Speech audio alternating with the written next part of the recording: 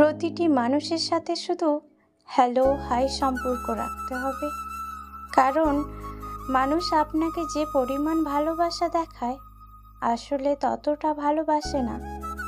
প্রয়োজনে মানুষ মানুষকে ভগবান বানিয়ে পূজা করে, আবার প্রয়োজন শেষ হলে তাকে শত্রু বানিয়ে তার বিরুদ্ধে অভিযোগ আর বদনাম করা ছাড়াও ক্ষতি পর্যন্ত করে। মানুষ চেনা পৃথিবীর সবচেয়ে বেশি কঠিন, তাই মানুষ থেকে সাবধান। সেটা আপনজন হোক বা পর মানুষ। দেখা সাক্ষাৎ হলে কথা বলা বা ফর্মালিটি রক্ষার্থে যোগাযোগ রাখা, তাছাড়া কারোর সাথে অতিরিক্ত ভালো সম্পর্ক রাখা কিংবা কাউকে ফার্স্ট প্রায়োরিটি দেওয়া সবচেয়ে বড় ভুল।